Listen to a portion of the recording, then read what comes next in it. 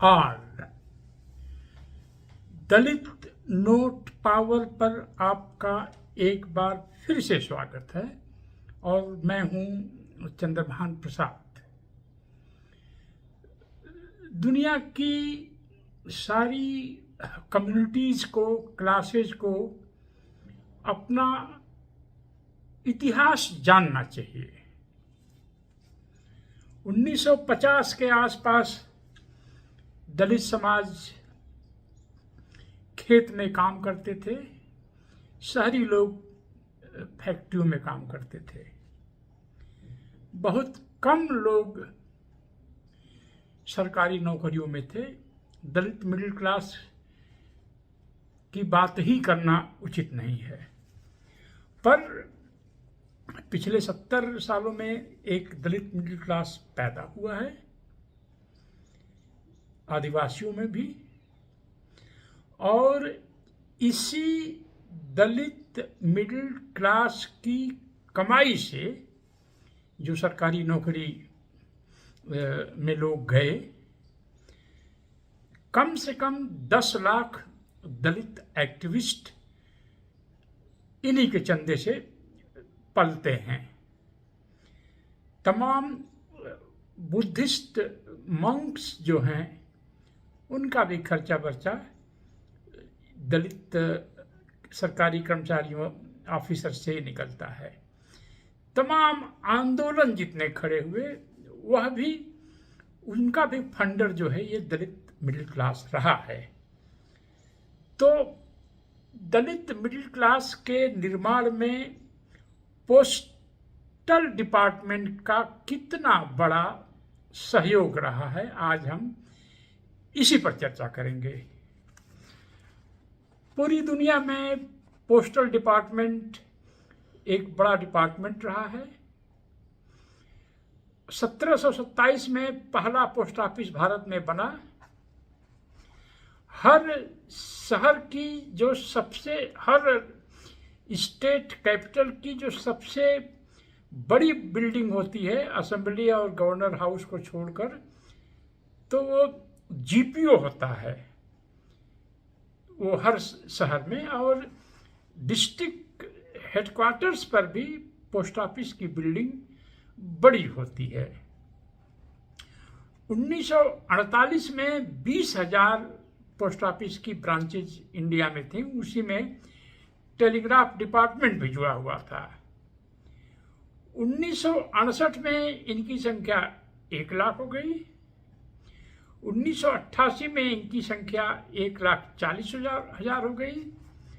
2016 में इनकी संख्या 1,55,015 हो गई।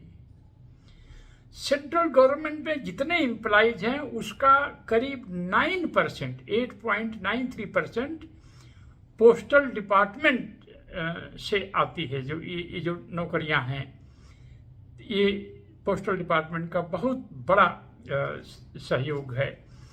1988 का जो एनुअल रिपोर्ट है इंडियन पोस्टल सर्विस की, उसके हिसाब से 5,80,000 स्टाफ और ऑफिसर्स पोस्टल डिपार्टमेंट में थे।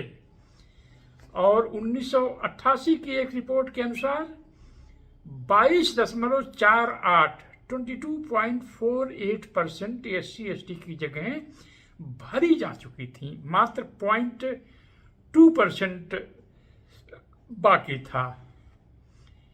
तो अगर 22.48% नौकरियां दलित और आदिवासियों के साथ थी, तो इसका मतलब करीब 1,32,000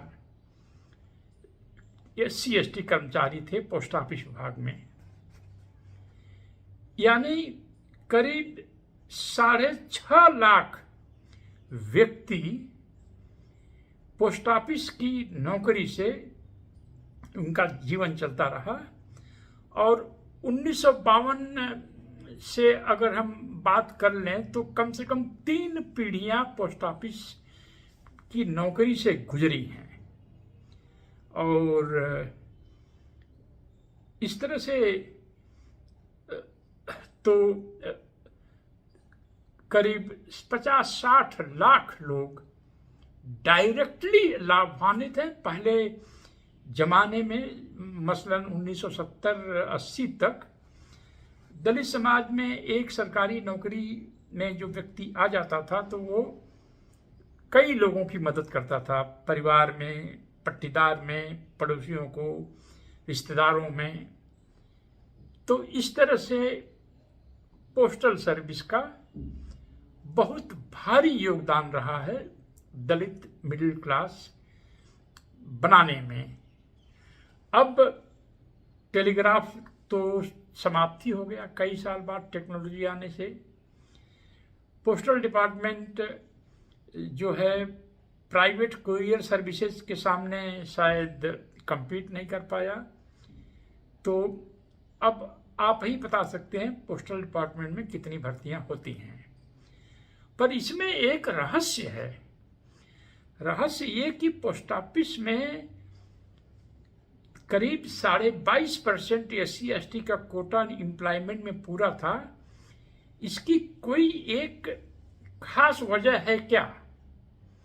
तो आइए मैं आपको अतीत की एक बात और बताता हूं।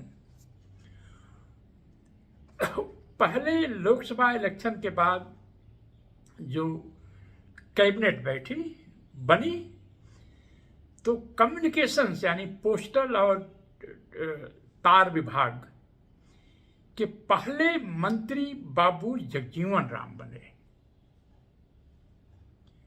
और जैसा कि मैं पहले कई जगह कह चुका हूं, 1975 तक कम से कम, शायद यह 80 तक चला हो या 90 तक चला हो, कोई भी दलित हाई स्कूल में फर्स्ट क्लास पास हो जाता था, 60% नंबर आ जाते थे, तो वह एक एप्लीकेशन लिख करके और अपने स्कूल प्रिंसिपल से या हेडमास्टर से जांच करवाकर वह सबमिट कर देता था कैरेक्टर सर्टिफिकेट के साथ। तो direct appointment with in 2 weeks दलितों को मिल जाता था। मेरे गांव में 2 लोग पोस्ट मास्टर बने, एक मेरे कजिन ब्रदर और अपने गांव के ही एक और दलित। 2 लोग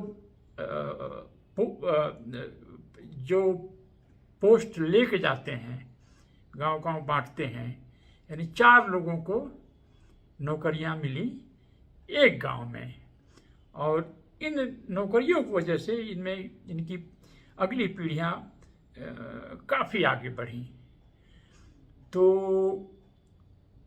जो भी दलित समाज के लोग आज हैं, कम से कम वे लोग जो पोस्टल डिपार्टमेंट में नौकरी के लाभार्थी हैं, उन्हें बाबू जगजीवन राम का यह जो मेथड था कि SC/ST कोटा जैसे भी हो पूरा करेंगे। तो आज दलित समाज का जो मिडिल क्लास खड़ा हुआ है, जिसके सहारे तमाम लोग जीवित हैं, आंदोलन, राजनीतिक पार्टियां, दलित कार्यकर्ता, नेता, सबका जो है पैसे का आधार यही दलित मिडिल क्लास है। अगले एपिसोड में हम रेलवे की भूमिका पर चर्चा करेंगे। यदि आपको यह वीडियो अच्छा लगता है तो इसको आप फॉरवर्ड करिए, सब्सक्राइब करिए, और इसमें कंट्रीब्यूशन का एक अकाउंट नंबर है, उस पर जाकर के आप कंट्रीब्यूट करिए। 10 रुपये, 50 रुपये, 100 रुपये, 500 रुपये, 1000 रुपये, 10,000 भी दे देंगे तो हमें खराब नहीं लगेगा। Thank you. जय भीम, जय भारत।